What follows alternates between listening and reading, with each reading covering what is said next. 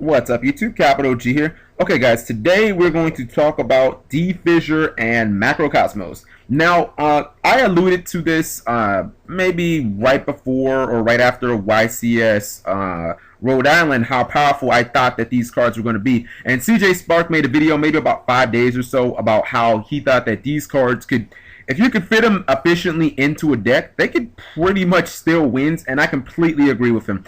I think that these are going to be two extremely vital power cards moving forward because, and I don't want to sit here and beat this point to death, you know, for minutes and minutes, but you look at some of the top contending decks and Chaos Dragons, Dark World, and then you have like lower decks, you know, decks that rely on the graveyard, such as zombie variants, anything revolving around fish and frogs, you know, obviously they're going to heavily rely on their graveyard, and these decks can basically be eradicated with one single card.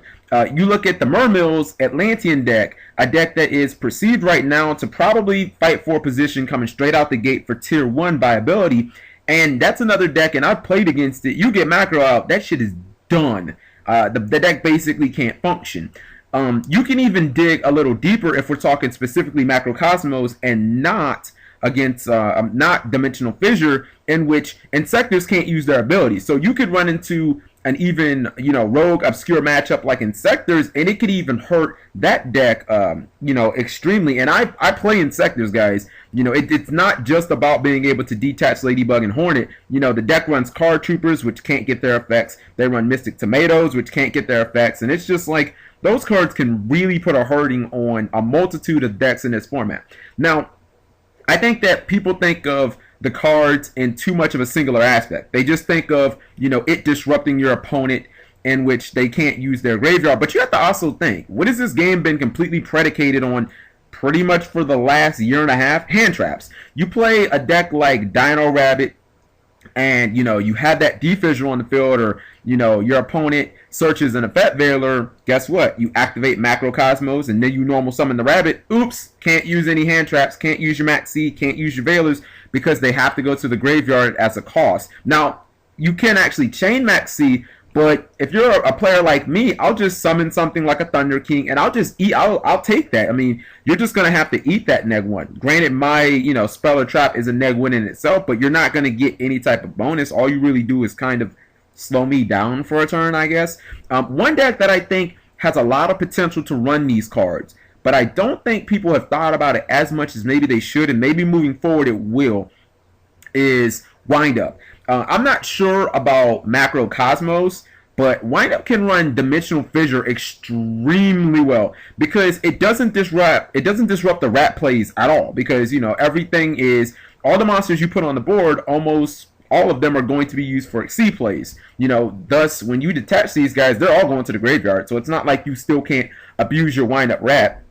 And since Maxi is falling out of favor in the game 1 matchup for Effect Veiler, you're not going to have a lot of people chaining, you know, that Maxi on that Dimensional Fissure. I do think that Macrocosmos is still a very viable option. You know, you run into a deck like Insectors, they can't really do anything. So I look at Windups and I'm like, this deck can run Macro and D-Fissure extremely effective. In fact, if you're running D-Fissure and Windups, you know, you still have access to your Reborn, you still have access to your Avarice, and you're locking out your opponent's Effect Veilers game 1. So, you know, not to mention the fact that it's a nightmare for a lot of those decks that I just named.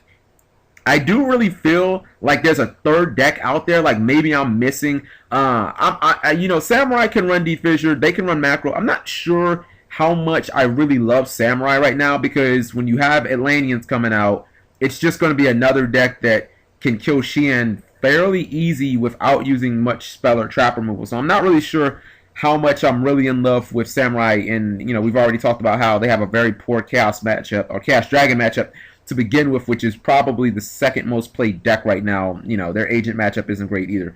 But I look at YCS Seattle, and I think that these two cards are going to play a pivotal role. Currently, I've been testing a Macro Dino Rabbit version, and it's been flat out amazing. I mean, no Pot of Avarice, and haven't missed it at all. No hand traps, haven't missed it at all. But I just want to get everybody's opinions on these two cards, and what do you think maybe that third deck can be that, you know, is able to incorporate macro or D-Fissure really, really easily and not lose any of its consistency. You know, because I'm looking at Dino Rabbit, which is just really a smooth transition. I'm looking at Wind Up running D-Fissure, you know, very fluid. And I'm looking at that third deck and I'm like, what's that third deck going to be? So let me know what you guys think. Talk to you later.